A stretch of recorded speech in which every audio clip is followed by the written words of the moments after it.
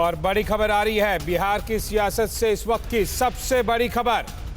BJP कोटे के सभी मंत्री इस्तीफा देंगे। सूत्रों के हवाले से खबर, बीजेपी कोटे के सभी मंत्री डिप्टी सीएम के घर पहुंच गए हैं और डिप्टी सीएम तारकिशोर के घर पर पहुंचे हैं बीजेपी कोटे के सभी मंत्री। नीतीश कुमार को बर्खास्त करने का मौका नहीं देंगे। रुपेश, इसके क्या मायने हैं? क्या ये केवल एक नाक की लड़ाई बन गई है या फिर इसका कोई संवैधानिक जो नई सरकार बनेगी उस पर भी कोई असर पड़ सकता है? देखिए, बहुत शुरू में मैंने कहा था कि रथ चली परस्पर बात चली, समदम की टेढ़ी घात चली।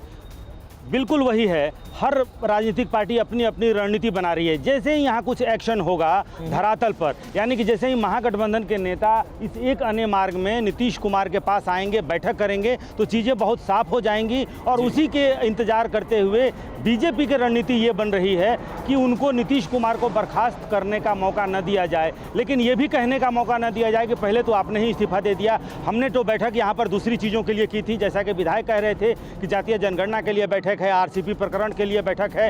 इस बैठक के बाद जैसे ही महागठबंधन के तमाम विधायक यहाँ पहुँचते हैं, यहाँ के बाद अगर वो राजभवन जाते हैं, राजभवन के बाद अगर वो बीजेपी के कोटे के जो 16 मंत्री हैं, 14 मंत्री और 2 उप मुख्यमंत्री, उनको बर्खास्तगी की तक बात आती है, उसके पहले बीजेपी कोटे के मंत्री इस्तीफा देंगे, ये तय हुआ है। और ये इसके बगल में ठीक जो 5 सर्कुलर है, वहाँ पर जो आवास है तारकिशोर प्रसाद का, वहाँ पर जो दूसरी उप मुख्यमंत्री हैं रेणु देवी, वो पहुँची हैं। और बीजेपी कोटे के जो बाकी 14 मंत्री हैं वो सब वहाँ पर पहुँच गए हैं। और ये माना जा रहा है कि वहीं पर इस्तीफे पर सिग्नेचर होगा। लेकिन इस बात का इंतजार किया जाएगा कि नीतीश कुमार महागठबंधन के साथ हो जाएं और ये बातें धरातल पर आ जाएं, क्योंकि किसी को ये कहने का मौका न मिले बाद में कि बीजेपी के नेताओं ने या मंत्रियों ने पहले ही इस्तीफा दे दिया था, उसके बाद हमने अपना एक्शन लिया।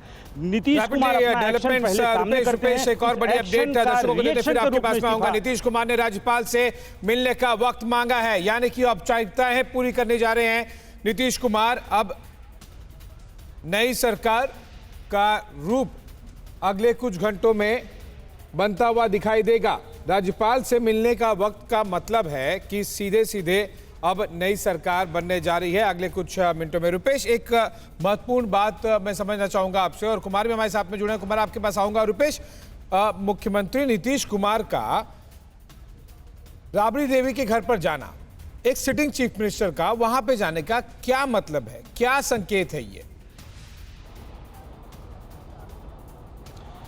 देखिए, बहुत दोनों के लिए बहुत सुविधाजनक ये है कि मैंने पहले भी दिखलाया था कि ये सड़क जो दूसरी तरफ बाईं तरफ नीतीश कुमार का आवास है जहां बैठक हो रही है, और ये सीधी सड़क जहां पर जाकर समाप्त होती है वहां राबड़ी देवी का आवास है जहां बैठक हो रही है। नीतीश कुमार राबड़ी देवी के आवास पर जाएं अपने सारे विधायकों को लेकर, तब राजभवन आए। इससे ज़्यादा समीचीन होगा कि महागठबंधन के जो नेता हैं वो नीतीश कुमार के पास आएँ और यहाँ से ये सारे विधायक मिलकर के और राजभवन वाली बात है, या फिर अगर मुख्यमंत्री जाता है तो तवज्जो ज़्यादा दी जा रही है आरजेडी को, ये एक ज्यादा महत्व एंगल दिखता है?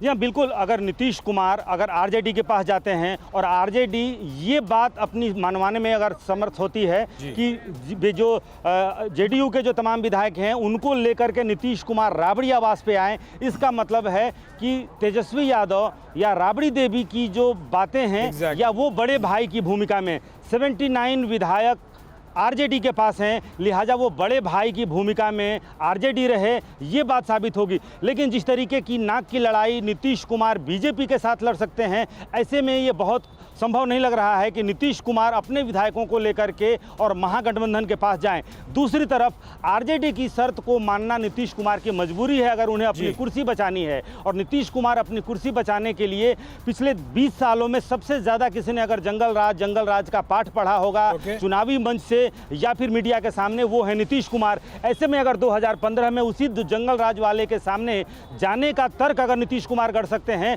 तो इस वक्त अपने विधायकों को लेकर के और 79 विधायक, या फिर यूं कहें कि महागठबंधन की बैठक वहां हो रही है जहां 110 विधायक हैं, यहाँ पर 45 ऑप्शन है नहीं। जैसे कि हमने महाराष्ट्र में देखा था, सरकार बचाना तो छोड़िए, यहाँ तक स्थिति आ गई है कि वो पार्टी अपनी बचा ले, उस पर ज्यादा वो फोकस कर